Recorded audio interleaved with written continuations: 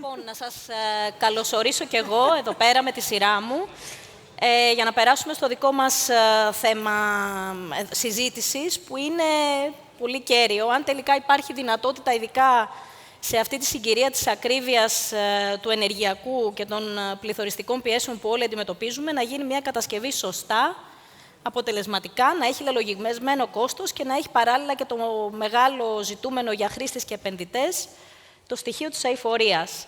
Μαζί μας εδώ είναι για να συζητήσουμε.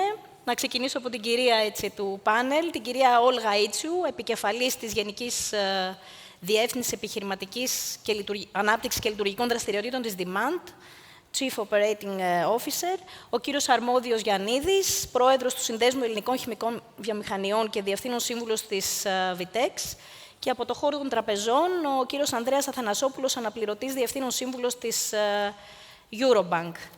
Να πάμε λοιπόν αμέσως στη συζήτησή μας. Να σας πω εδώ ότι στο τελευταίο 20 λεπτό θα έχουμε την ευκαιρία να κάνετε κι εσείς τις ερωτήσεις σας μέσω της πλατφόρμας slido.com με τον κωδικό coding. Νομίζω ότι θα δείτε και κάποιες οδηγίες σχετικές στην οθόνη σας. Λοιπόν, πάμε στον κύριο Γιαννίδη εδώ και να μπούμε κατευθείαν στο θέμα, στο ερώτημα. Πόσο ρεαλιστικό λοιπόν είναι να διατηρηθούν οι στόχοι βιωσιμότητας σε ένα πολεμικό περιβάλλον στην κυριολεξία όπως είναι το σημερινό, και σε ποιο σημείο είμαστε σήμερα όσον αφορά την αύξηση του κόστου στην κατασκευή? Καλημέρα. Δεν είναι ότι καλύτερο να ξεκινάς με τη λέξη πόλεμος, την τοποθέτησή σου, αλλά αναπόδραστα θα το πράξουμε.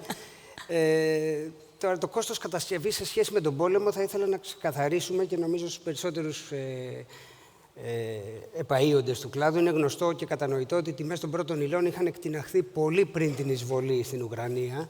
Οπότε θα έλεγα να διαβρύνουμε λίγο τη συζήτηση, τον όρο σε πολεμικές συνθήκες, περιλαμβάνοντας τον όποιο εμπορικό πόλεμο βιώνουμε τα τελευταία χρόνια, την επίδραση κάποιων καρτέλ, τη βίαιη μετατόπιση συζήτησης μεταξύ αγορών ή υλικών που προκάλεσε η πανδημία, διάφορα πρόβλεπτα συμβάντα από το Texas Freeze μέχρι το κλείσιμο του Σουέζ και γενικότερα όλο αυτό το χάος που ζούμε τα τελευταία 2,5 χρόνια και όλοι έχουμε καταλάβει ότι θα συνεχίσει για αρκετά χρόνια ακόμα.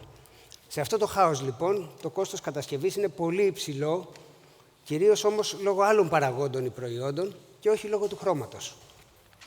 Οι βιομηχανίες του κλάδου και το εμπόριο έχουν απορροφήσει το μεγαλύτερο μέρος των αυξήσεων, όπως κάνουν πάντα διαχρονικά. Επιτρέψτε μου να υπενθυμίσω στους παλαιότερους ότι όταν αποσύρθηκαν οι δραχμές από την οικονομία μας και εισήχθη το ευρώ, η εδρεωμένη τιμή ενός δεκάλιτρου πλαστικού χρώματος στα ράφια των καταστημάτων ήταν 11.200 δραχμές. Δηλαδή 32,87. Δηλαδή όσο περίπου είναι και σήμερα. Με τις όποιες αυξομοιώσεις σε ένα βάθος 20 ετίας να μην είναι ραγδαίες, προφανώς καταλαβαίνουμε ότι παρέμειναν οι τιμές ίδιες για 20 χρόνια και δεν αλλάξαν δραματικά ούτε και τώρα, ούτε και φέτος.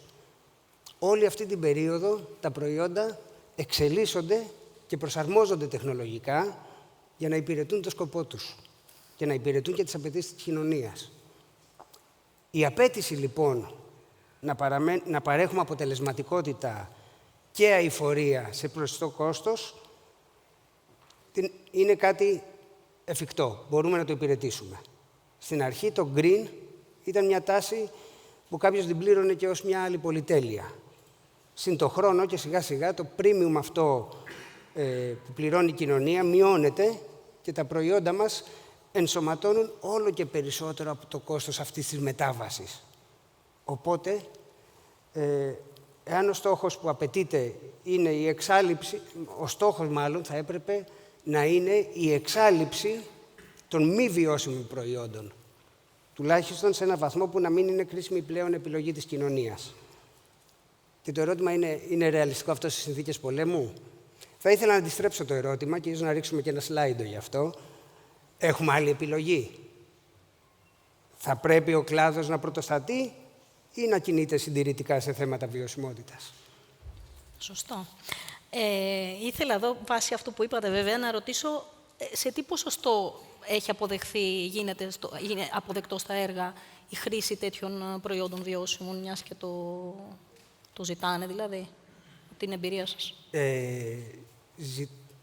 Ζητάνε διάφορα πιστοποιητικά στο βαθμό του να υπηρετήσουν κάποιες προδιαγραφές. Έχει αυξηθεί, θέλω να πω αυτό, ότι έχει... Σαφώς έχει αυξηθεί. Ναι. Προφανώς υπάρχει η τάση που έχει αναπτυχθεί και η ζήτηση οικολογικών προϊόντων, πλην όμως τα οικολογικά ενδέχεται και να μην είναι τα απολύτως βιώσιμα. Οπότε εδώ τίθεται ένα θέμα προτύπων και ας μην μπούμε σε αυτή την κουβέντα, γιατί τοποθετήθηκαν στο προηγούμενο πάνελ οι συνάδελφοι εκτενώς. Ωραία, ωραία. Να πάμε στον κύριο Αθανασόπουλο, έτσι, να μας μιλήσει με την ιδιότητα, έτσι, από την πλευρά των τραπεζών τι γίνεται σε σχέση με τις χρηματοδοτήσεις βιώσιμων έργων σε αυτό το περιβάλλον.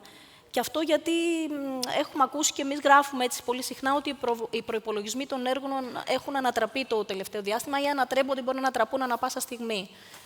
Πόσο λοιπόν εφικτό είναι για τις τράπεζες και πόσο το κάνουν οι τράπεζες, πώς γίνονται, ποιες είναι οι εξελίξεις στο κομμάτι των χρηματοδοτήσεων? Ναι. Καταρχήν, γεια σας και ευχαριστώ που με καλέσατε. Θα έλεγα το μεγαλύτερο πρόβλημα των έργων που αντιμετωπίσαμε μέχρι σήμερα ήταν η αβεβαιότητα της υλοποίησης και της ταχύτητας υλοποίησης. Γιατί υπήρχε πολύ μεγάλο διάστημα μεταξύ εγκρίσεων και υλοποίησης λόγω απουσίας υλικών, καθυστέρησης υλικών, καθυστέρησης εργατικών χεριών, διάφορων λογιών καθυστερήσεις. Η Ελλάδα είναι μια χώρα που έχει κενό επενδύσεων πάνω από μια δεκαετία. Άρα υλοποιούνται επενδύσεις οι οποίες είτε είναι πάρα πολύ επίκαιρες, βλέπετε ενέργεια, είτε είναι πάρα πολύ απαραίτητες γιατί έμεινε η χώρα από σοβαρές επενδύσεις για χρόνια. Το γεγονός αυτής της επενδυτικής υστέρησης κάνει πάρα πολλές από τις επενδύσεις πάρα πολύ βιώσιμες και ικανές να απορροφήσουν αρκετές δυσκολίες σε σχέση με την πρόβλεψη της τιμής. Δεν είμαστε στη φάση της παραγγελίας αυτοκινήτων. Σήμερα παραγγείλεις ένα αυτοκίνητο, βάζεις μια προκαταβολή και σου λένε θα έρθει μετά από ίσως 12 μήνες, αλλά δεν μπορώ να συγκινηθώ καθόλου ποια είναι η τιμή. Θα δούμε τότε ποια είναι η τιμή. Αυτό δεν το έχουμε σαν πρόβλημα τόσο έντονο στα κατασκευαστικά έργα. Παρ' όλα αυτά υπάρχουν θέματα ανατιμήσεων. Το τραπεζικό σύστημα κάνει δύο πράγματα. Πρώτον, όταν εγκρίνει χρηματοδοτήσεις, εμείς κάνουμε αρκετά stress tests και αναλύσεις ευαισθησίας για το αν, κυρίως για τις μεγάλες επενδύσεις, για το αν η επένδυση είναι ικανή να επιβιώσει κάτω από συνθήκες ή αύξηση του κόστους ή αύξηση των επιτοκίων. Και δεύτερον, το οποίο έχει συμβεί τελευταία, τόσο με τα προγράμματα του Ταμείου Ανάκαμψης και Ανασυγκρότησης, όσο και με άλλα προγράμματα που είναι λίγο πιο σαν να είναι μυστικά, τα ξέρουν λιγότεροι, όπως το ΤΕΠΙΧ. Υπάρχουν περίπου το 50% των χρηματοδοτήσεων δίνονται είτε από πολύ μικρό επιτόκιο, σταθερό για όλη τη διάρκεια της επένδυσης, είτε με μηδενικό, να το ξαναπώ, μηδενικό επιτόκιο. Το πρόγραμμα ΤΕΠΙΧ έχει 40% της επένδυσης μέχρι 1,5 εκατομμύριο με 0% επιτόκιο. Το υπόλοιπο είναι με τραπεζικά κριτήρια, τα οποία είναι διαπραγματεύσιμα. Είμαι σίγουρος ότι αν κάνω μια έρευνα εδώ πέρα και πω «Παιδιά, ξέρετε τι είναι ΤΕΠΙΧ», θα μου πείτε «Δεν καταλαβαίνω ούτε καν τα αρχικά». Και όμως υπάρχουν. Και το πρόβλημα το έχουμε εμείς ως τράπεζες να ενημερώνουμε, γιατί δεν είναι κρυφά. Εμείς θέλουμε να δώσουμε δάνεια. Σύνοψη. Ναι, υπάρχουν σκαμπανεβάσματα. Μέχρι τώρα δεν έχουμε δει να ακυρώνονται επενδύσεις που έχουμε εγκρίνει λόγω κόστους. Η αγωνία η μεγάλη είναι η ολοκλήρωση, γιατί πολλά έργα έχουν δεσμεύσεις ή έχουν συμβόλαια και συμβάσεις για την υλοποίησή τους.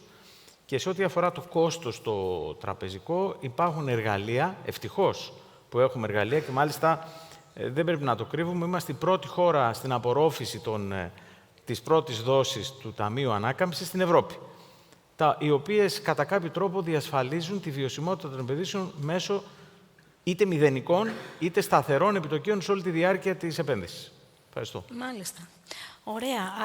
Από την πλευρά του developer τώρα, πόσο έτοιμες είναι από την πλευρά τους οι εταιρείες ανάπτυξης ακινήτων και ειδικά τα τμήματα που ασχολούνται με το κομμάτι της αξιολόγησης των προσφορών?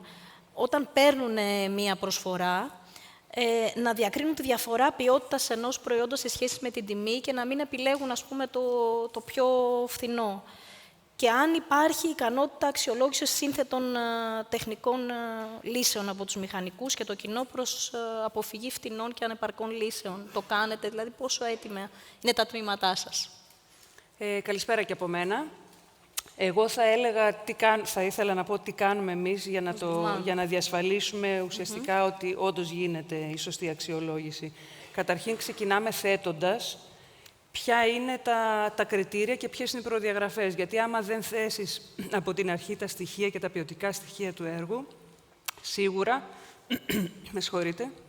σίγουρα θα υπάρχουν αποκλίσεις. Άρα το να υπάρχει σαφήνεια από την αρχή βοηθάει πάρα πολύ. Αυτό είναι το πρώτο. Το άλλο είναι η επιλογή των μελετητών, το να έχουν ουσιαστικά την τεχνική επάρκεια, να μπορούν να προδιαγράψουν και να προτείνουν ενδεχομένως υλικά σωστά, που ενδεχομένως δεν τα ξέρουμε εμείς, άρα να μας ενημερώσουν και για κάτι άλλο. Και το άλλο είναι μια πολύ σωστή και άρτια διαδικασία διαγωνιστική. Από εκεί και πέρα γίνονται οι συγκριτικοί πίνακες, γίνονται οι συνεντεύξεις, γιατί σίγουρα κάποιος κατασκευαστής θα έρθει και με κάποιο value engineering σε κάθε περίπτωση, γιατί ειδικά τώρα από τη στιγμή που υπάρχουν αυτές οι μεγάλες ανατιμήσεις, πάντοτε έρχονται με κάποιες διαφορετικές λύσεις. Και από εκεί και πέρα είναι σε εμάς το κομμάτι της αξιολόγησης. Θεωρώ όμως ότι αυτή τη στιγμή, το 2022, το μεγαλύτερο ποσοστό των μηχανικών, όχι μόνο εμάς στην Demand σαν ομάδα, που γενικά πρωτοστατήσαμε στο κομμάτι της βιωσιμότητας, οι περισσότεροι μηχανικοί πια έχουν την ικανότητα και την τεχνογνωσία του να διακρίνουν το φθηνό από το ακριβό, που το ακριβό δεν είναι απαραίτητα το καλό, να πω καλύτερα το σωστό από το όχι καλό. Αποτελεσματικό. Το όχι σωστό, Ναι, ακριβώς. Ναι. Βέβαια, μιλάμε και για μια πολύ μεγάλη εταιρεία. Δηλαδή, φαντάζομαι ότι θα υπάρχει κάποια άλλη αντιμετώπιση ενδεχομένως σε μικρότερες εταιρείες και αυτά, ή όχι. Θεωρείτε ότι όχι, πλέον... νομίζω ότι ο τρόπος είναι ο ίδιος. Δηλαδή, και ένας μεμονωμένος μηχανικός έχει την ικανότητα, θεωρώ, να μπορεί να αξιολογήσει. Μάλιστα. Ωραία. Εδώ, αν μου επιτρέπεις να προσθέσω, προφανώς η Demand είναι μια Ναι. πρώτης κλάσης εταιρεία. Και έχει και πολύ δυνατά έργα, ας πούμε. Ναι. Το θέμα είναι και οι μηχανικοί συν το χρόνο να εξελίσσουν τη γνώση τους, ούτως ώστε να μπορούν να κρίνουν και την εξελισσόμενη νομοθεσία ή τεχνολογία η οποία ακολουθεί όλο αυτό που κάνουμε, ούτως ώστε να μπορούν να μπουν στο βάθος των EPDs, να μπορούν πλέον να βλέπουν και τις λεπτομέρειες των θεμάτων που άπτονται της βιωσιμότητας. Τα EPDs έχουν όμως προκύψει πολύ, και συγγνώμη που τώρα κάνουμε λίγο διάλογο, αλλά τα EPDs ουσιαστικά είναι κάτι που ξεκίνησε λόγω και των πιστοποιήσεων. Έτσι. Ναι. Δηλαδή, πιο πριν, οι περισσότερες εταιρείες δεν είχαν EPDs. Ναι. Όχι, αυτό λέω. Δηλαδή, θυμάσαι ότι και από τα πρώτα έργα που κάναμε και μαζί, δηλαδή εξελιχθήκαμε μαζί και ουσιαστικά έμαθε η αγορά τι πρέπει να κάνει. Όπως και πολλές εταιρείες, και εσείς παράλληλα, κάνετε ενημέρωση και training, εκπαίδευση γενικά σε μηχανικούς και όχι μόνο. Ναι, μάλιστα. Να πάμε λίγο για το θέμα της κερδοφορίας, που φαντάζομαι είναι κρίσιμο. Αν υπάρχει θέμα για τις επιχειρήσεις σε αυτή τη συγκυρία, συμπίεση των κερδών τους και κατά πόσο τελικά αυτές θερούνται υπό αυτές τις συνθήκες στην αγορά να στραφούν σε πιο βιώσιμα προϊόντα με όρους αειφορίας, δεδομένου ότι αυτό μπορεί να ενέχει έτσι ένα επιπλέον κόστος. Πάλι με πόλεμο θα ξεκινήσω. Τι να κάνω, αφού έτσι. Σαφώς υπάρχει θέμα συμπίωσης των κερδών, αλλά θα ήθελα να μην το δούμε μονοδιάστατα. Δηλαδή, ως τη δυνατότητα μετακύλησης του κόστους στον επόμενο στην αλυσίδα. Όταν μιλάμε για συμπίεση κερδών, ερχόμαστε ενώπιοι πολλών διλημμάτων. Της περικοπής εξόδων, παραδείγματος χάρη, που μπορεί να έχουν επίπτωση στους εργαζομένους. Την ποιότητα της παροχής των υπηρεσιών μας, την διαθεσιμότητα των προϊόντων, την αμεσότητα της επίλυσης των προβλημάτων και πάρα πολλά άλλα θέματα. Πρέπει να γίνει κατανοητό ότι υπάρχουν πολλοί τρόποι να περισσώσεις κερδοφορία, αυξάνοντας έμεσα το κόστος για τους άλλους συμμετόχους στην αλυσίδα. Αυτά συνήθως τα εμφανίζουμε σαν θέματα αρχής στις εταιρείες, οπότε η διάθεση να προφυλάξουμε την ποιότητα των προϊόντων, παραδείγματος χάρη, την νόμιμη εργασία, τα ένσημα των εργατών ή τον τρόπο εξόφλησης των υποχρεώσεων, συνήθως τα γράφουμε και στις αρχές μας, τα βάζουμε σε μια ιστοσελίδα και λέμε ότι τα υπηρετούμε. Εάν και η βιωσιμότητα είναι θέμα αρχής, πραγματικά, η όλη διαδικασία μετάβασης και διαρκούς βελτίωσης θα πρέπει και αυτή να υπηρετείται ανάλογα ως μία αρχή και ανεξαρτήτως αύξησης ή μείωσης των κερδών. Εδώ έρχεται λοιπόν, κατά τη γνώμη μου, κάθε αγοραστής, είτε είναι σε μεγάλη εταιρεία, είτε μικρότερος μηχανικός, είτε είναι μεταπολιτής, είτε και ο τελικός καταναλωτής, που εκεί προφανώς δεν υπάρχει η αντίστοιχη τεχνογνωσία, να κρίνει λοιπόν το προϊόν και την υπηρεσία και να κρίνει αν εμπεριέχει αμείωτο το κόστος του να υπηρετεί τις αρχές που ο ίδιος θέτει ως προαπαιτούμενες. Αν λοιπόν η αρχή του καταναλωτή που θέλει ως προαπαιτούμενη είναι η τήρηση της βιωσιμότητας, πρέπει να μπορεί και να το κρίνει και να το ανταμείβει βεβαίως. Δυστυχώς και στον ευρύτερο κλάδο μας, εννοώ στο όλο το μήκος της αλυσίδας, εμφανίστηκαν και πρακτικές εσχροκέρδειας αυτή την περίοδο, την πολεμική, από εταιρείες που απλά μετακυλούσαν το κόστος στον επόμενο. Και μάλιστα υπέρμετρο κόστος, την ίδια στιγμή που δημοσιεύουν τρίμηνα και ετήσιες καταστάσεις και επέρονται για την προσαυξημένη τους κερδοφορία, ενώ ενδεχομένως να μειώνεται και το περιβαλλοντικό να χειροτερεύει και το περιβαλλοντικό αποτύπωμα στον ίδιο χρόνο. Ο καλός αγοραστής έχει αρχίσει να τα διακρίνει αυτά. Και το ζήτημα είναι εάν όλοι, πέραν της τεχνικής κατάρτισης που απαιτείται για να κρίνουν τεχνικά ένα προϊόν, αν έχουν και την οικονομική κατάρτιση να ζητήσουν άλλες πληροφορίες και να κρίνουν αυτό το πράγμα. Μιας και, κύριε Θανασόπουλο, μιας και έθιξε το θέμα της κερδοφορίας των μετόχων, των συμμετόχων, έτσι λίγο ένα ερώτημα σε σχέση με τα ωφέλη που προσβλέπουν οι μέτοχοι και οι συμμέτοχοι στην πράξη.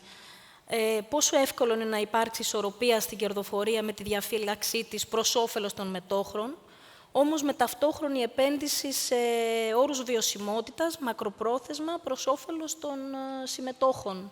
Δηλαδή να βρεθεί αυτή η ισορροπία στη ζυγαριά.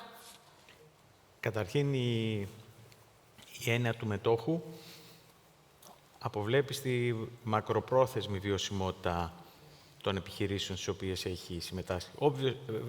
Προφανώς υπάρχουν αρκετοί μέτοχοι οι οποίοι μπορούν να κάνουν intraday trading. Η βιωσιμότητα και οι μακροπρόθεσμες επενδύσεις δεν έχουν να κάνουν με intraday trading.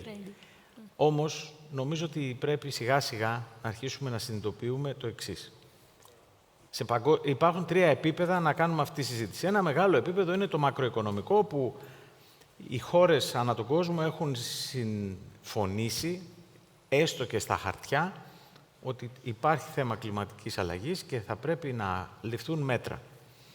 Αυτά τα πολύ απλά και γενικά καμιά φορά και δύσκολα να καταλάβει ο καθένας κομμάτια, οι regulators, δηλαδή οι επόπτες του τραπεζικού συστήματος, λειτουργώντας εξ ονόματι του πολιτικού συστήματος της Ευρώπης, τα έχουν αρχίσει και τα μεταφράζουν σε καθημερινές υποχρεώσεις των τραπεζών. Επειδή δεν είναι εύκολο είτε για τις χώρες είτε για τους regulators να ελέγξουν το τι κάνουν οι επιχειρήσεις, δυστυχώς ή ευτυχώς βάζουν τις τράπεζες σαν να είναι ο εισπράκτορας του ΦΠΑ και τις υποχρεώνουν να ελέγχουν το αποτύπωμα, το ενεργειακό ή το περιβαλλοντικό των πελατών τους. Αυτό είναι κάτι το οποίο δεν έχει γίνει πλήρως κατανοητό, γιατί είναι σε εξέλιξη. Και ήρθε ο πόλεμος και το πήγε λίγο πιο πίσω. Αλλά εμείς, οι τράπεζες, είμαστε υποχρεωμένες, όταν εγκρίνουμε δάνεια, να βγάζουμε και το περιβαλλοντικό αποτύπωμα της επένδυσης. Και αν αυτό το αποτύπωμα δεν είναι καλό, να πρέπει είτε να αρνούμαστε, αν είναι κάτι πάρα πολύ ακραίο, είτε να επιβαρύνουμε την επένδυση, γιατί θα επιβαρυνόμαστε εμείς στην κεφαλαϊκή μας επάρκεια. Άρα το σύστημα είναι πάντα έξυπνο. Πάντα θα βρει κάποιον να κάνει τη δουλειά. Το τραπεζικό σύστημα, λοιπόν, αυτή τη στιγμή και σε πανευρωπαϊκό επίπεδο είναι σε μια παραζάλη γύρω από αυτό το θέμα. Διότι οι απαιτήσεις από τους επόπτες μεγαλώνουν διαρκώς, ελεγχόμεθα για το πόσο έτοιμοι είμαστε να κάνουμε αυτή τη δουλειά. Αν δεν είμαστε έτοιμοι, έχουμε ποινές πάνω στα κεφάλαιά μας, και το είμαστε έτοιμοι σημαίνει άνθρωποι, διαδικασίες, τεστ, και μάλιστα σύντομα θα υπάρχει στην Ελλάδα και μία βάση δεδομένων που θα διατηρείται σε κάποιον τρίτο, ώστε όταν πάει μία τράπεζα και βλέπει μια εταιρεία και λέει ότι έχεις περιβαλλοντικό αποτύπωμα Χ, μην πάει κάποια άλλη και πει «Μα έχεις ψ», για το ίδιο πράγμα. Άρα να υπάρχει μια ενιαία προσέγγιση, μέτρηση και αξιολόγηση του αποτυπώματος των επιχειρήσεων, έτσι όπως μας ζητάνε οι επόπτες, για να μπορούμε να γνωρίζουμε προς τα τι ακριβώς θα κάνουμε σε συγκεκριμένες επενδύσεις. Τώρα, όλα αυτά ξεκίνησαν και πήγαν και προσέκρουσαν πάνω στα πίσω μπρος του παγκόσμιου συστήματος, αν το φυσικό αέριο είναι ή δεν είναι καλή τεχνολογία, τι κάνουμε με το κάρβουνο, πώς πάμε. Αυτά είναι, κατά τη γνώμη μου, πρόσχερα. Δηλαδή, μπορεί να υπάρχει μια οπισθοδρόμηση, αλλά μακροπρόθεσμα όλα αυτά θα αντιμετωπιστούν. Και θα έχουμε ένα νέο καθεστώς στο πώς και οι τράπεζες αλλά και οι επιχειρήσεις αντιμετωπίζουν όλο αυτό το φαινόμενο. Να σημειώσω, και συγγνώμη παίρνω περισσότερο χρόνο, ότι πέρα από τις τράπεζες υπάρχει μια νέα γενιά εταιριών που κάνουν μετρήσεις ή μέχρι τώρα ξέρουμε τους οίκους αξιολόγησης, τη Moody's, τη Fitch, την S&P κτλ. Που έλεγε για μια επιχείρηση και έβγαζε κάποια rating. Τώρα υπάρχει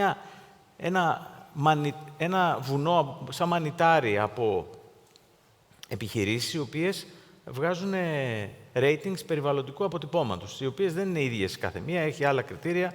Τέλος πάντων, σχεδόν όλοι είναι χαρούμενοι γιατί βγαίνουν πρώτοι σε κάποιο και κάτι πιο λίγο σε κάτι άλλο.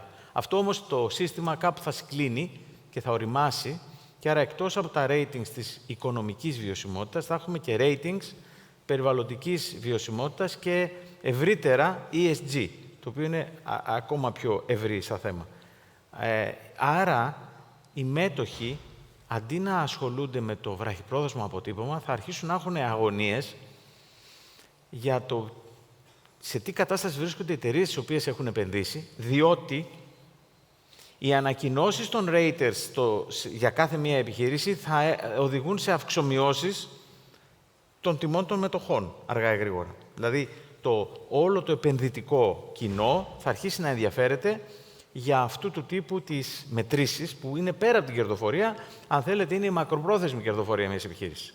Αυτό που σας λέω τώρα έτσι λίγο είτε παραστατικά είτε φοβιστικά, δεν είναι κάτι που συμβαίνει σήμερα, συμβαίνει αυξανόμενα. Δεν υπάρχει η ημέρα 0 και η ημέρα 100. Θα έχουμε μια προοδευτική μετάβαση σε όλη αυτή την ιστορία και δυστυχώς τόσο το COVID όσο και ο πόλεμος με την ενεργειακή κρίση το έχουν καθυστερήσει. Ίσως μας κάνει και κάποιο καλό, γιατί σε κάποια πράγματα τρέχαμε πριν περπατήσουμε και το σύστημα ήταν εντελώς ανέτοιμο. Σωστά. Ευχαριστώ. Μάλιστα. Θα μας πείτε λίγο όμως για τη στρατηγική των μεγάλων εταιρεών ανάπτυξης έτσι, πάνω σε αυτό το κομμάτι και γενικότερα με τα μεγάλα έργα σε αυτό το περιβάλλον. Τα είπε πολύ καλά ο κύριος Αθανασόπουλος. Αυτό και εγώ το παρακολουθούσα. Πραγματικά είναι.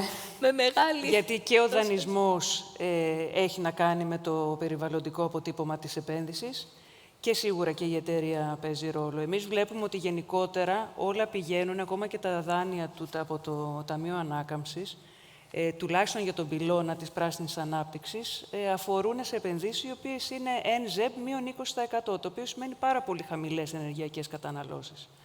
Άρα, ξεκινώντας από αυτό σαν δεδομένο, οποιαδήποτε επένδυση θέλει να προχωρήσει αξιοποιώντας το δανεισμό από το Ταμείο Ανάκαμψης, πρέπει να πληρεί αυτή την προδιαγραφή, η οποία είναι πολύ υψηλή για τα δεδομένα τα ευρύτερα της Ελλάδας. Δεν μιλάω σε εταιρικό επίπεδο εμείς τι κάνουμε, αλλά σε γενικές γραμμές είναι πολύ υψηλό. Αυτό είναι καλό κλιματικά. Σε κάθε περίπτωση όμως δημιουργεί μια γενικότερη αναστάτωση. Υπάρχουν πλέον αξιολογήσεις, θα υπάρχουν και στην Ελλάδα, για το carbon footprint από το 2023 πια. Άρα αυτό είναι ένα καινούριο δεδομένο που αυτή τη στιγμή δεν υπάρχει κανένας ο οποίος να το κάνει, αλλά από το 2023 θα πρέπει κάποιος να βρεθεί να το κάνει και να το πιστοποιεί. Άρα δεν ξέρουμε αυτό πώς ακριβώς θα γίνει, είναι ένα ζήτημα. Και σε κάθε περίπτωση βλέπουμε ότι και η φορολογία θα εξαρτάται από το περιβαλλοντικό αποτύπωμα της εκάστοτε επένδυσης και του εκάστοτε ακινήτου. Άρα όλα αυτά είναι αλληλένδετα. Σε αυτό το πλαίσιο, μία εταιρεία και γενικότερα εταιρείες που αναπτύσσονται πρέπει να έχουν στόχο να μειώσουν το αποτύπωμά τους και οτιδήποτε κάνουν, ακόμα και στις εσωτερικές της διαδικασίες, να πληρεί τις προϋποθέσεις του ESG. Είναι το α και το ω πλέον. Μάλιστα. Να πάμε πάλι στον κύριο Γιαννίδη, έτσι, και να εκμεταλλευτούμε λίγο και την ιδιότητά σας ως Προέδρου της χημικής βιομηχανίας του κλάδου, που είναι κομβικός, έτσι, κρίκος στην αλυσίδα. Κατά πόσο αποφεύγονται τελικά στην Ελλάδα κακές πρακτικές ή ακόμη και το λεγόμενο greenwashing, με τακτικές που ουσιαστικά υπόσχονται βιώσιμα προϊόντα χωρίς την πραγματικότητα να πληρούν τις προϋποθέσεις και τις πιστοποίησεις.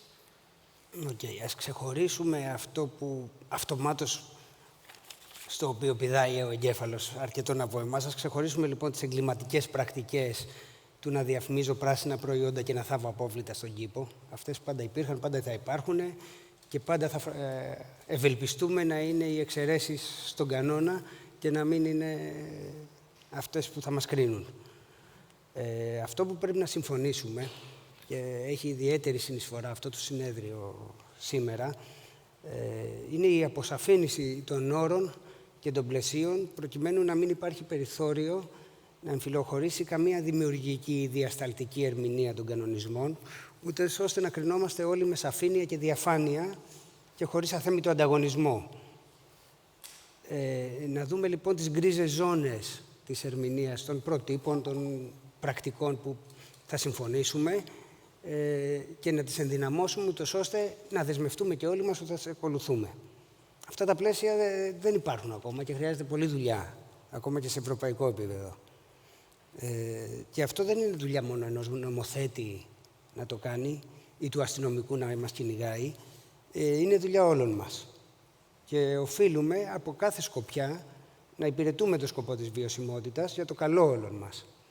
Το απλούστερο είναι η καταναλωτική συνείδηση που την ακουμπήσαμε πριν, που όλοι οφείλουμε να έχουμε όταν επιλέγουμε ένα προϊόν. Σε αυτή την κατεύθυνση σαφώς λειτουργεί και η υπεύθυνη χρηματοδότηση. Θα πρέπει όμως να αναλογιστούμε και άλλους ρόλους επιπλέον αυτών και ενδεχομένως να καταρρύψουμε και διάφορα ταμπού. Όπως παραδείγματος χάρη να μιλάμε, επειδή με ρωτήσατε και με τον ρόλο μου του εκπροσώπου της χημικής βιομηχανίας, να μιλάμε για κλαδική εποπτεία μεταξύ παρεμφερών βιομηχανιών και μηχανισμών συμμόρφωσης και εξυγίασης της αγοράς εκ των έσω. Να μπορούμε οι ίδιοι οι κλαδικοί φορείς να επεμβαίνουμε και να διορθώνουμε καταστάσεις. Να μιλάμε για επαγγελματικό ακτιβισμό από αρχιτέκτονες και μηχανικούς. Να μιλάμε ακόμα και για εργασία και πίεση εκ των έσω από τους ίδιους τους εργαζόμενούς μας, να ακολουθήσει ο οργανισμός τις σωστές πρακτικές. Ακόμα και εργασιακό ακτιβισμό. Ως ακραίο σενάριο θα μπορούσαμε να συζητήσουμε ακόμα για environmental whistleblowers. Στην Αμερική υπάρχουν και τους προστατεύει το EPA. Στην Ευρώπη είναι κάτι προφανώς πολύ ακαθόδες, σύμφωνα με τα κοινωνικά δεδομένα. Τέλος πάντων, αν λειτουργήσουν όλοι αυτοί οι θεσμοί, τότε θα μειωθεί ο χώρος που θα μπορεί να κάνει κάποιος greenwashing και όσο πιο δύσκολο γίνεται, ο στόχος θα είναι πλέον να μην συμφέρει να είσαι non-sustainable. Μάλιστα. Να πάμε λίγο σε πιο πρακτικά, έτσι, θέματα που αφορούν και την αγορά, κύριε Αθανασόπουλε. Να μας πείτε λίγο σε ποιο στάδιο βρισκόμαστε τώρα στο κομμάτι της χρηματοδότησης των επιδοτούμενων προγραμμάτων τύπου Εξοικονομώ, αλλά και των μεγαλύτερων για επιχειρήσεις και επιπλέον και στο κομμάτι των στεγαστικών, γιατί έχετε και έτσι και αυτό το ρόλο εσείς με το retail που ασχολείστε. Πόσο έτοιμες είναι οι τράπεζες και σε τι ποσοστό σήμερα χορηγούν στεγαστικά στους καταναλωτές σε σύνδεση με πράσινους δείκτες? Να ξεκινήσω από τα καλά νέα ή τα κακά νέα? Τα κακά νέα είναι ότι δεν υπάρχουν πράσινα σπίτια. Δηλαδή, δεν έχουμε βρει σπίτια που παίρνουν A, residential, δεν μιλάω για επιχειρηματικά. Πρέπει να είσαι πολύ θαραλέος να φτιάξεις σπίτι και να το προσπαθήσεις να το πουλήσεις. Άρα, από την πλευρά του regulator, και γιατί το λέω αυτό? Γιατί ο regulator βάζει πολύ συγκεκριμένα κριτήρια. Τι θεωρείται ένα σπίτι πράσινο? Και πρέπει να πιάσει πολύ συγκεκριμένα επίπεδα στην κλίμακα περιβαλλοντικού αποτυπώματος της κατοικίας. Τέτοιες κατοικίες δεν υπάρχουν ή και αν υπάρχουν είναι πολύ λίγες. Άρα και με δεδομένο το πρόβλημα που έχει η Ελλάδα με τα απούλητα ακίνητα, με τα ακίνητα που είχαν μεγάλες καθυστερήσεις και μπορεί να πάνε σε πληστηριασμούς κτλ., δεν είμαι πολύ αισιόδοξος για την κατοικία την οικιστική. Ας βγάλουμε αυτό για μια στιγμή. Πάμε τώρα για το εξοικονομό. Το εξοικονομό κατοίκων, κατά τη γνώμη μου, γιατί ήμουνα ακόμα στο τραπεζικό σύστημα, γιατί είχα μια διακοπή στη ζωή μου να δω τι είναι ο πραγματικός κόσμος, όταν πρωτοφτιάχτηκε γύρω στο 2010-2011, ήταν μαύρες μέρες της οικονομίας, μαύρες, κατάμαυρες, και έδωσε ένα τρομερό σωσίβιο σε μεγάλους και πολλούς κλάδους και επαγγελματίες, οι οποίοι μέσα εισαγωγικά διασώθηκαν μέσω του εξοικονομού κατοίκων όλα αυτά τα χρόνια. Το πρόγραμμα αυτό εξελίχθηκε, άλλαξε, χάλασε, αλλά επιβίωσε. Και έχει μεγάλη σημασία ότι είναι ένα πρόγραμμα το οποίο φαίνεται ότι έχει χρηματοδότηση και θα συνεχίσει για πολλά χρόνια ακόμα. Είναι χιλιάδες οι επιχειρήσεις, οι κατοικίες οι οποίες έχουν ενταχθεί. Εμείς κάναμε μία προσπάθεια να καταλάβουμε αυτοί οι άνθρωποι που έχουν μπει στο πρόγραμμα και το ολοκλήρωσαν, γενικά πώς αισθάνονται. Στείλαμε λοιπόν ερωτηματολόγια σε κάποιους από αυτούς που είχαν επιλέξει τη Eurobank, είτε ως τράπεζα εκαθάρισης, είτε ως τράπεζα χρηματοδότησης, να δούμε τι πετύχαν. Γενικά είναι με τρελή χαρά αυτοί που μπήκαν σε πρόγραμμα εξοικονομώ κατοίκων. Δεύτερον, έχουν δει απτά αποτελέσματα πάνω στη μείωση του κόστους κατανάλωσης ενέργειας. Δυστυχώς δεν έχουμε εκεί βάλει μετρητή να πάμε να μετρήσουμε, είναι καταδήλωση. Το καταδήλωση είναι πάνω από 15%. Υπάρχουν και κάποιοι που έχουν δει 25%. Όπως ξέρετε, με αυτές τις παρεμβάσεις εξαρτάται το τι τύπου παρέμβαση έκανες και αν δεν έχεις θερμομονώσει το σπίτι, τα αποτελέσματα δεν είναι και τόσο τρομερά. Το δεύτερο που είπαν, μάλλον το τρίτο που είπαν, και έχει μάλλον και αυτό μεγάλο ενδιαφέρον, είναι ότι αισθάνονται ότι αυξήθηκε η αξία του ακινήτου τους. Αυτά τώρα δεν θέλω να μπω σε λεπτομέρειες για να φάω χρόνο. Αυτό σημαίνει ότι γενικά είναι κάτι το οποίο δούλεψε. Γι' αυτό και βλέπουμε ότι κάθε φορά που βγαίνει νέο πρόγραμμα υπάρχει πάρα πολύ μεγάλη ζήτηση. Αυτό είναι ένα. Η κυβέρνηση έχει εξαγγείλει μία βροχή από τέτοια προγράμματα, τα οποία ένα θα αφορά και τις επιχειρήσεις. Ένα άλλο θα αφορά ηλιακούς θερμοσύφωνες. Ένα άλλο θα αφορά διάφορες πλευρές του εξοικονομού που θα μπουν και στο ΕΣΠΑ. Γιατί τώρα πια θα έχουμε και ΕΣΠΑ τέτοιες δραστηριότητες και Υπουργείο Ενέργειας. Αυτό λοιπόν θα πρέπει να το καταλάβουμε, γιατί δεν έχουν βγει οι προκηρύξεις, το τι ακριβώς θα ζητάει ο νομοθέτης για τις επιχειρήσεις. Έχω την εντύπωση ότι οποιαδήποτε αλλαγή του εξοπλισμού από τη φύση της είναι καλύτερη από την προηγούμενη, άρα θα υπάρχει κάποιο ενεργειακό αποτύπωμα. Δεν ξέρουμε ακόμα πού θα μπει ο πύχης. Και βέβαια, ό,τι έχει να κάνει με τη θωράκιση του ακινήτου ενεργειακά θα επιδοτείται. Έχω μια αγωνία να δω πώς θα το μετράνε αυτό το πράγμα και πώς θα μετρηθεί, γιατί σε μια κατοικία είναι σχετικά πιο απλό, σε μια βιομηχανική εγκατάσταση, σε μια δεν ξέρω τι άλλη επιχείρηση, δεν ξέρω πώς ακριβώς θα γίνει. Σίγουρα θα έχουμε κάποιους νέους ρόλους, δεν θα έχουμε μόνο ενεργειακό επιθεωρητή, θα έχουμε και κάτι πιο advanced, το οποίο θα εμπλακεί σε αυτήν την ιστορία. Οι εξαγγελίες μιλάνε για αρκετά χρήματα και οι εξαγγελίες επίσης λένε ότι το 50% θα είναι, μέχρι 50% θα είναι επιχορήγηση και το άλλο θα είναι η ίδια συμμετοχή ή δανεισμός. Εμείς από την πλευρά μας τα περιμένουμε πώς και πώς. Γιατί? Όσο υπήρχαν προγράμματα χρηματοδότησης στο εξοικονομώ κατοίκων, ακόμα και στις δύσκολες μέρες υπήρχαν μηδενικές καθυστερήσεις. Τα δάνεια που έδωσαν οι τράπεζες στα προγράμματα του εξοικονομώ κατοίκων είναι ό,τι καλύτερο μπορούσαν να έχουν δώσει οι τράπεζες σε δανεισμό την προηγούμενη δεκαετία. Απλώς χρειαζόμαστε πολλά άλλα. Άρα, επειδή έχουμε δει τη συμπεριφορά αυτών των... Και για να ξέρετε, αυτά τα δάνεια έχουν εγκρισιμότητα γύρω στο 80%. Και αν θέλει κάποιος να με προκαλέσει, να με προκαλέσει. Είμαι έτοιμος να παλέψω για αυτό το θέμα. Και physically. Δηλαδή, αυτά τα δάνεια έχουν εγκρισιμότητα γύρω στο 80%. Άρα, εμείς περιμένουμε πώς και πώς τέτοια προγράμματα, γιατί είναι και common sense, καθώς καταλαβαίνετε. Έχει κάποιος το ακίνητο, θέλει να το βελτιώσει, τον ενδιαφέρει, υπάρχει ένα τεράστιο ποσοστό επιχορήγησης, για ποιο λόγο να πάει να εγκαταλείψει το δάνειό του. Κάνει κακό στον εαυτό του. Άρα, περιμένουμε πώς και πώς και νομίζω ότι το 2023 θα έχουμε πολλά τέτοια προγράμματα. Μια από τις δυσκολίες είναι να βρεθούν ηλικά και η νούμερο 1 δυσκολία, έτσι όπως το βιώνουμε, είναι να βρεθούν συνεργεία να κάνουν αυτές τις δουλειές. Σωστό. Ευχαριστώ.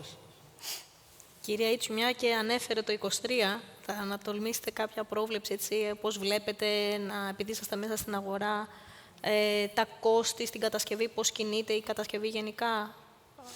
Τα κόστη δεν θα παραμείνουν υψηλά. Πήγαμε να δούμε πριν από λίγους μήνες κάτι να κατεβαίνει λιγάκι, περισσότερο με τιμές σιδήρου, αλουμινίου, αλλά ουσιαστικά πάλι πήραν τα πάνω τους. Άρα δεν βλέπω ότι το 23 θα γλιτώσουμε. Ίσα-ίσα μπορεί να γίνει και μεγαλύτερο λόγω του ενεργειακού. Αυτό που σίγουρα βλέπω για το 23 να δυσκολευόμαστε πολύ έχει να κάνει με τα συνεργεία. Ήδη από το 21 ξεκίνησε αυτό. Πραγματικά δεν υπάρχουν συνεργεία. Επίσης, δουλεύουν με πολύ μεγαλύτερο περιθώριο κέρδους τα συνεργεία, εφόσον γνωρίζουμε. Λογικό. Γιατί είναι αρκετά πολλές οι δουλειές που υπάρχουν έξω σε σχέση με το παρελθόν, οπότε ουσιαστικά προσπαθούν να διαλέξουν την καλή δουλειά ή τη δουλειά στην οποία θα πληρωθούν καλύτερα. Σωστά. Αυτό είναι μεγάλο θέμα και μάλιστα περιμένοντας και το ελληνικό να ανοίξει, υπάρχει πολύ μεγάλη ανησυχία γενικά στην αγορά. Και επίσης το άλλο ζήτημα του 23 είναι η μηχανική. Η μηχανική για τα έργα. Και αυτή είναι σε shortage. Και πάλι με το ελληνικό θα υπάρξει θέμα. Σωστό. Ναι. Λοιπόν, να περάσουμε στις ερωτήσεις του κοινού. Βλέπω ότι έχουμε αρκετές. Και υπάρχει μία, γιατί βλέπω ότι συμπίπτουν δύο ερωτήσεις εδώ. Η σύγκριση Ελλάδας και Ευρωπαϊκής Ένωσης, για παράδειγμα, η αειφορία στην Ελλάδα και στην Ευρωπαϊκή Ένωση, πού βρισκόμαστε σε σχέση με τους εταίρους στην Ευρωπαϊκή Ένωση στον τομέα αυτό, αν γίνονται κάποιες κλαδικές μόνο προσπάθειες ή η κάθε εταιρεία είναι για τον εαυτό της ουσιαστικά. Και επίσης μια ερώτηση που είναι συναφής, πόσο βιώσιμη θα είναι η νέα συνθήκη και οι κανονισμοί προφανώς όταν ορίζονται τόσο αυστηρά από την Ευρωπαϊκή Ένωση, αλλά δεν ακολουθεί με τον ίδιο τρόπο ο υπόλοιπος κόσμος. Απευθύνεται σε όλους το ερώτημα αυτό. Δεν ξέρω ποιος θέλει να απαντήσει, έτσι, από τους τρεις. Εγώ θα ήθελα να πω ότι σε σχέση με την Ευρώπη γενικότερα, η Ελλάδα υστερεί ενεργειακά λόγω του τεράστιου κτηριακού αποθέματος που έχει. Που είναι μικρής κλίμακας, έχουμε μικροϊδιοκτησίες δηλαδή, έχουμε το κόνσεπτ της πολυκατοικίας που εκεί ουσιαστικά και στο εξοικονομώ το έχετε δει ότι υπάρχει ένα θέμα, πώς θα συνεννοηθεί μια ολόκληρη πολυκατοικία να μπει στο πρόγραμμα. Έγιναν απανωτές νομοθετικές ρυθμίσεις αμφιβόλου αποτελεσματικότητας. Ναι, ακριβώς. Άρα αυτό είναι ένα πολύ σημαντικό γεγονός, το οποίο προσπαθούμε όλοι και κλαδικά ουσιαστικά να δούμε πώς θα το υπερπηδήσουμε, αλλά είναι δύσκολο και ενεργειακά στη μικρή κλίμακα, που είναι όμως η ευρύτερη και μεγαλύτερη κλίμακα στην Ελλάδα, μας κρατάει πίσω. Μάλιστα. Έχω μάλλον μία ερώτηση, έχω αρκετές για τον κύριο Γιαννίδη, ως πρόεδρο του ΣΕΧ. Ένα ερώτημα, αν υπάρχουν καλές βιώσιμες πρακτικές που ξεχωρίζουν στην χημική βιομηχανία και ποιος θα πρέπει να είναι ο ρόλος του Συνδέσμου Χημικών Βιομηχανιών για τη βιωσιμότητα. Είπατε και κάποια πράγματα, η κλαδική εποπτεία, αν θυμάμαι καλά. Επίσης, κι άλλο ένα ερώτημα, 3 σε 1 κάνω. Ποιο είναι το μέγεθος της αγοράς χρωμάτων? Δεν ξέρω, τα θυμάστε. Ναι. Ναι, κάποια τα θυμάμαι. Ναι. Θα ήθελα να ξεκινήσω συνδέοντας και το προηγούμενο ερώτημα και λέγοντας ότι εν πολλοίς... Ελλάδα και Ευρώπη λέτε, ναι. Περισσότερο το ερώτημα το αν υπάρχουν συλλογικές κλαδικές ενέργειες ή αν κάθε εταιρεία είναι για τον εαυτό της. Είναι κλασικό ίδιων των Ελλήνων και των ελληνικών επιχειρήσεων συνεπαγόμενα ότι κάνουμε πολύ καλό πρωταθλητισμό μόνοι μας και στις συνεργασίες χωλένουμε. Οπότε, αν και εκπροσωπώ τον κλάδο, δεν μπορώ να πω ότι είμαι πολύ ευχαριστημένος διαχρονικά με την συνεργατική μας επίδοση. Απέναντίας, η κάθε εταιρεία μεμονωμένα, και στο προηγούμενο πάνελ είχαμε λαμπρά παραδείγματα όλων των εταιριών, όπου κατά τη γνώμη μου ξεπερνούν το μέσο όρο της αντιστοίχου μεγέθους ευρωπαϊκής εταιρείας. Οπότε, ναι, σαν εταιρείες πάμε πάρα πολύ καλά. Αν καταφέρουμε και να ρίξουμε τις γέφυρες συνεργασίας, θα πάμε ακόμα καλύτερα. Τώρα, σε όλα τα επίπεδα. Σε όλους τους κλάδους. Ναι. Καλές πρακτικές στον κλάδο. Δύο μου έρχονται στο μυαλό. Η μία είναι πιο τεχνική, αλλά το PEF, το οποίο το αναλύσαμε πριν εκτενώς, περιλαμβάνει μέσα στον κώδικα επικοινωνίας του διάφορες οδηγίες για Single Green Market Claims. Αν ο κλάδος μας ακολουθήσει αυτές τις πρακτικές, τις καλές πρακτικές, θα έχουμε ένα καλύτερο αποτέλεσμα ως προς το greenwashing, και ήδη υπάρχουν EPDs βασισμένα πάνω στο PEF, οπότε ναι, είναι μια καλή πρακτική που ακολουθείται ήδη από κάποιες εταιρείες και μπορεί να ακολουθεί στο σύνολο. Επίσης, μια καλή πρακτική, κατά τη γνώμη μου, είναι μας δείχνουν τα ΣΔΙΤ, οι συμπράξεις δημοσίου ιδιωτικού τομέα, τις συμβάσεις που έχουν ευθύνη μακροχρόνια συντήρησης του έργου. Εκεί, λοιπόν, ο ανάδοχος έχει την υποχρέωση της συντήρησης, οπότε τον συμφέρει να βρει το πραγματικά αποτελεσματικό προϊόν που θα μεγιστοποιεί το χρόνο ζωής του ακινήτου, και σαφώς είναι προς την κατεύθυνση την οποία συζητάμε. Τώρα, το μέγεθος της αγοράς των χρωμάτων, ο σύνδεσμός μας, ο Σύνδεσμος Χημικών Βιομηχανιών, κάνει διαχρονικά μια μεγάλη μελέτη της αγοράς. Για το 2020, λοιπόν, το σύνολο της αγοράς των χρωμάτων, στο σύνολό της, εκτιμήθηκε από τον ΙΟΒΕ στα 410 εκατομμύρια ευρώ. Κάναμε μια περαιτέρω ανάλυση σε συνεργασία με τον κύριο Μανιάτη, που είναι ο Head of Analysis, και έχουμε καταλήξει στο ότι το 2020 το μέγεθος της αγοράς οικοδομικών χρωμάτων είναι γύρω στα 250 εκατομμύρια ευρώ.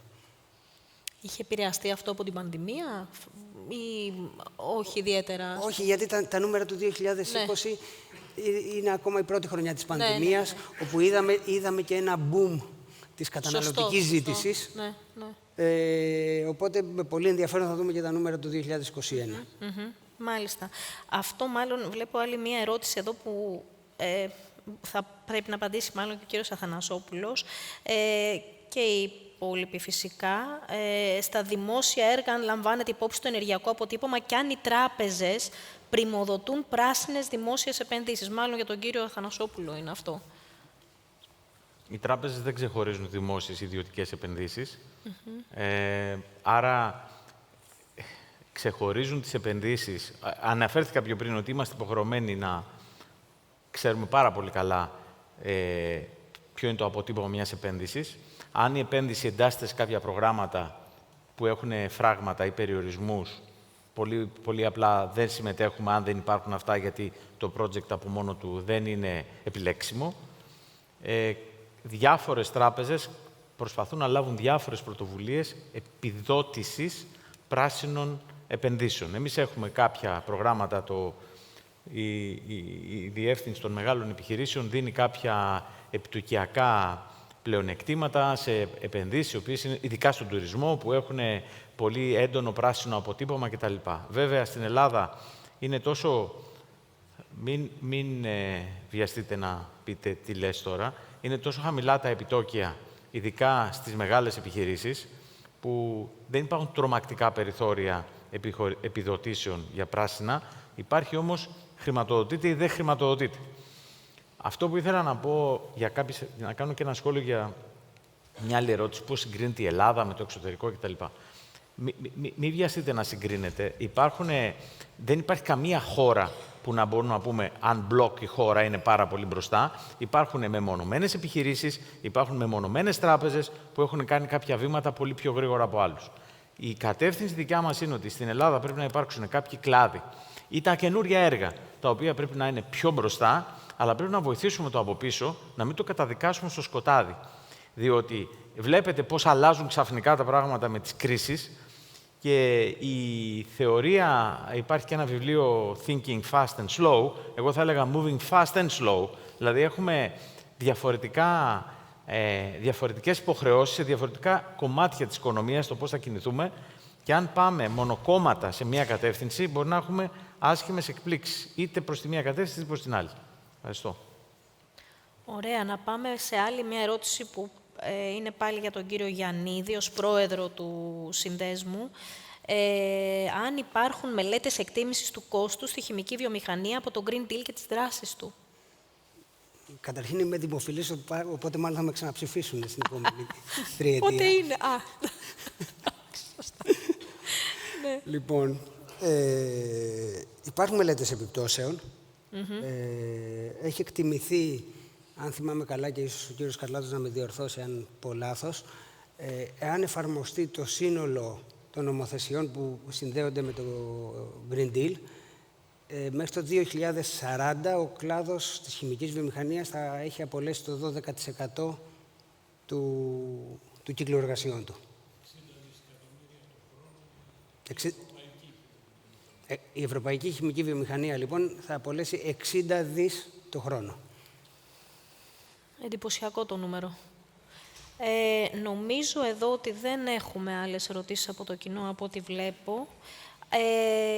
Και επειδή πλησιάζουμε έτσι στο τέλος, δεν ξέρω αν θα θέλατε ο καθένας έτσι να κάνει μία έτσι, πρόταση, να καταλήξει. Υπάρχει κάτι άλλο?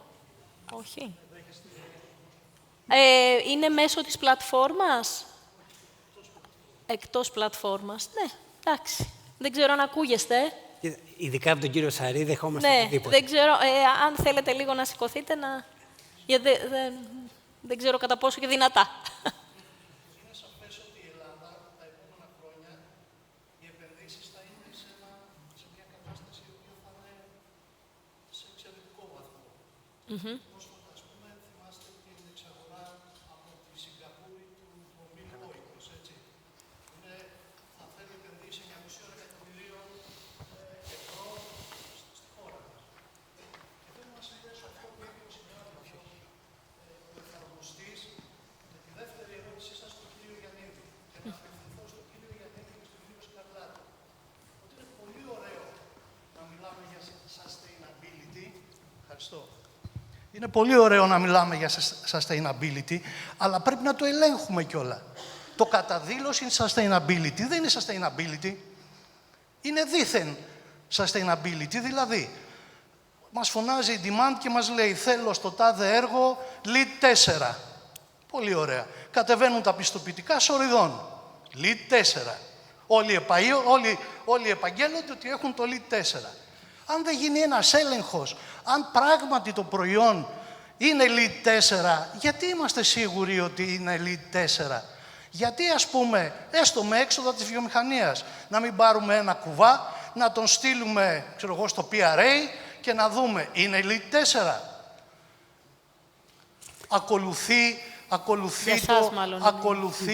Ακολουθεί, ας πούμε, τις προδιαγραφές για air quality ή όχι? Και εντάξει, εδώ στην Ελλάδα δεν υπάρχει. Δεν πρέπει η Ελλάδα του 2023 να έχει ένα εργαστήριο το οποίο τουλάχιστον να ελέγχει τα οικολογικά χρώματα και μερικές από τις ιδιότητες του LEED 4. Δεν είναι δύσκολο να μετρήσεις, ας πούμε, τη φορμόλη προϊόντος του χρόνου σε 28 μέρες. Πιστεύω ότι αυτό είναι δείγμα ότι πάμε να συγκλίνουμε αυτό που είπε και ο κύριος Γιαννίδης, ότι πρέπει να υπάρχει ένας ακτιβισμός. Όχι ο ακτιβισμός των πιστοποιητικών, ο ακτιβισμός των έργων. Και ο ακτιβισμός το ότι να πάρουμε ένα δείγμα και να το στείλουμε κάπου δεν είναι κακό. Και να κατατάξουμε τους προμηθευτές και να βάλουμε ένα credibility στους προμηθευτές.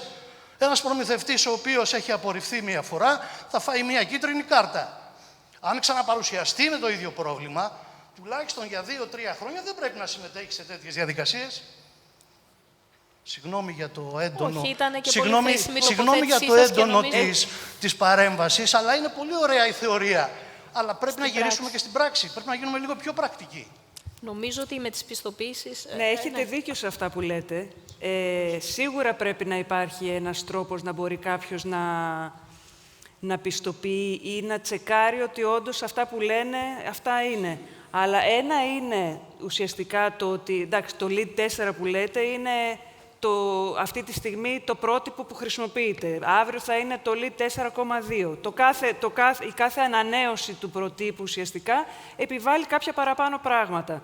Στη χρήση όμως των υλικών, εμείς χρησιμοποιούμε κατά βάση τα πιστοποιητικά που μας δίνουν οι εταιρείες, δηλαδή παίρνω ένα κουβά χρώμα, έχει αυτά τα πιστοποιητικά για τις πτυτικές οργανικές ενώσεις. Το πιστεύω αυτό εδώ. Δειγματοληπτικά όμως, πολλές φορές έχει τύχει να κάνουμε κάτι και να στείλουμε σε εργαστήριο για ανάλυση. Κυρίως για ξύλα και κυρίως για θέματα φορμαλδεΐδης. Έχει τύχει επίσης προμηθευτής, υπεργολάβους του γενικού εργολάβου σε έργο, να έχει χρησιμοποιήσει υλικό το οποίο δεν ήταν το ενδεδειγμένο. Γιατί δημιουργείται μία διαδικασία συγκεκριμένη που ο κάθε εργολάβος κάνει μία υποβολή έγκρισης υλικού. Άρα δεν υπάρχει περίπτωση, δεν επιτρέπεται κανονικά να κάνει χρήση αυτού του προϊόντος, αν δεν έχει πάρει έγκριση από αυτούς που πρέπει να την πάρει, εν πάση περιπτώσει. Αν όμως διαπιστωθεί ότι όντως έχει μπει κάποιο υλικό λανθασμένα, εκεί γίνεται σίγουρα κάποια παρατήρηση, πρέπει να απομακρυνθεί αυτό εδώ και να έρθει ξανά. Όπως επίσης κάποιο rating για το συγκεκριμένο τον προμηθευτή, που ο συγκεκριμένος δεν ξαναχρησιμοποιήθηκε. Αλλά σίγουρα, δεν ξέρω αν εσείς, κύριε Γιαννίδη, μπορείτε να προτείνετε κάποιον άλλον τρόπο. Αυτά τα λέω εγώ περισσότερο εμπειρικά, γιατί το έχουμε δει στα έργα που κάνουμε και αυτό κάνουμε. Αλλά από εκεί και πέρα, κανονιστικά και μέσω του κλάδου, αν μπορεί να γίνει κάτι, θα βοηθούσε, ναι. Ήδη έχει μηδενίσει το κοντέρ. Παρ' όλα αυτά θα πάρω μερικά δευτερόλεπτα. Φαντάζομαι θα είναι η τελευταία ερώτηση. Συμφωνούμε, κύριε Σαρή, και το γνωρίζετε, αγαπητέ Μιχάλη, στην ουσία του πράγματος. Είναι θέματα τα οποία κατά καιρούς μας έχουν απασχολήσει με διάφορες αποχρώσεις στα κλαδικά μας όργανα. Προφανώς και αυτά τα ζητήματα υπονοούσα όταν έλεγα για κλαδική εποπτεία και αυτοκάθαρση και ακτιβισμό, και μίλησα και μέχρι και για ακτιβισμό των εργαζομένων. Από κάποιο σημείο και μετά, προφανώς η τράπεζα δεν μπορεί να ελέγξει τεχνικά τι χρώματα πηγαίνουμε εμείς στο γιαπί. Προφανώς και ένας μηχανικός έχει μια πεπερασμένη δυνατότητα να μπει μέσα στη χημεία του δοχείου και προφανώς οι εταιρείες μεταξύ τους έχουν πολύ καλύτερη αντίληψη του πόσο είναι εφικτά αυτά τα οποία λέμε για το κόστος που τα προωθούμε. Και πολύ περισσότερο ο κάθε εργαζόμενος κάθε εταιρείας ξέρει και τα λερωμένα και τα πλήτα. Εντάξει. Ωραία. Όλοι θα συμφωνήσουμε σε αυτό, έχω να παραθέσω. At the moment of truth όμως, τουλάχιστον σε επίπεδο εταιρειών και κλάδων, αν ανοίξει κουβέντα, θα έχουμε πολύ ευχολόγιο και αν πάμε στο να συζητήσουμε για το τι κόστος έχει, παραδείγματος χάρη, να στήσουμε ένα εργαστήριο, θα σφυρίζουμε αδιάφορα. Μάλιστα. Ωραία.